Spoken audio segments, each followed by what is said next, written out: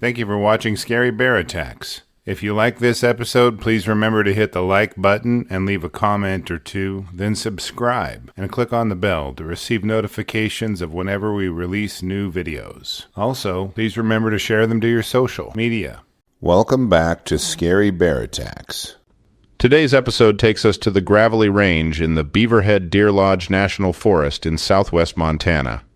The Gravellies, as locals refer to them, are a remote and isolated geographic area with very little road access.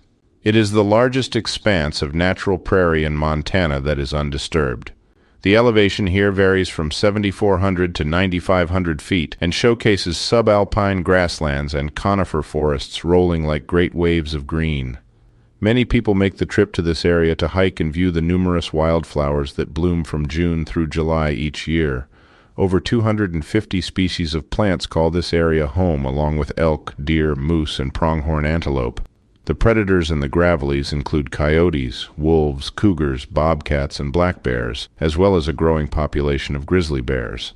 In late fall, food sources for grizzly bears begin to decrease in quality and amount. They have spent the spring and summer browsing succulent greens and devouring delicious berries, amassing needed fat for hibernation, and all that effort culminates in a peaceful retreat into a den for the winter. When the grogginess of torpor begins to set in, grizzlies will begin to search for an ideal place to excavate themselves a den on the upper one-third of 30 to 60-degree slopes on the north face of mountains. Researchers indicate that they prefer to make their dens at elevations between 6,000 and 10,000 feet, but the reasons are not clearly explained. After 3 to 7 days of digging, their den will be finished. The bears will spend up to 6 months in a state of torpor, in which their bodily functions slow down while they rest. They can wake up easily if they do not manage to store enough body fat. On Saturday, October 21st, 2023, a hunter, whom we will call Tom, was hiking the meadow edges and glassing for game. There are several game animals in season at this time of year in Montana, and Tom could take any animal for which he had a tag. The sign of animals in the area is a constant sight here because there are so many. You can hardly walk 30 yards before coming across a deer track or an elk track. Grizzly tracks, on the other hand, are fewer and far between, and a definite precursor that should keep your head on a swivel for their presence. Unbeknownst to Tom, one of the area's giant sow grizzlies was just around the bend from his location. She had spent the summer eating as much food as she could in the valleys and had made her way up to the high country to find a good place to hibernate. The northern slope of the mountain she picked was a prime location with soil that allowed her to dig a nice deep den. Because it was the northern exposure of the mountain, it was thick with trees and bushes which would act as insulation while she waited the winter out. She used her massive paws, tipped with long, sharp claws, to pull the human equivalent of a shovel of dirt out of her denning spot with each rake of her paws. This bear had had a great year in terms of food and was in prime condition. She was what humans would consider a good bear, in that she had never had any conflicts with people or their dwellings, sticking to herself and leaving the people and their animals alone. As Tom hiked through the trees, scanning for movement, the bear continued to dig her den. The most dangerous part about a bear digging a den is that once the den gets deep enough for them to crawl halfway into, they are nearly invisible to anyone passing by. With their heads buried deep in their den, they can't hear, see, or smell anyone approaching them in time to give themselves a chance to escape. This combination of time of year, denning needs, and human recreation was just about to culminate in a horrible and terrifying event that both parties would probably rather avoid. Pushing his way through the brush, Tom's path must have taken him right next to the opening of the grizzly's den. By the time he heard her woof at him, he knew he was way too close for comfort. He glanced up and could see the bear's powerful paws crashing their way through the undergrowth and closing the few yards that separated them.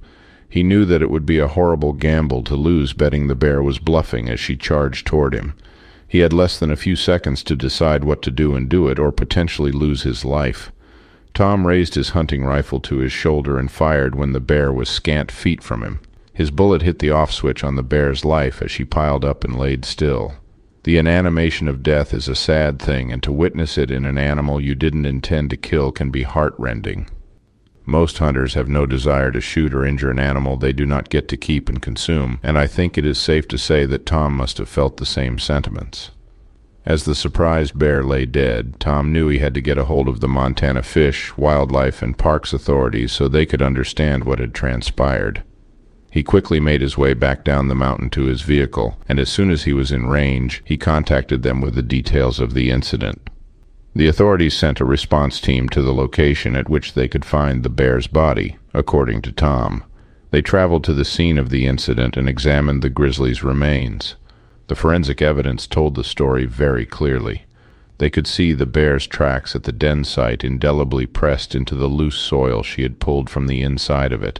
Following her tracks as she bounded toward Tom confirmed his story of self-defense. They decided his defense of his life was a valid reason for killing the grizzly.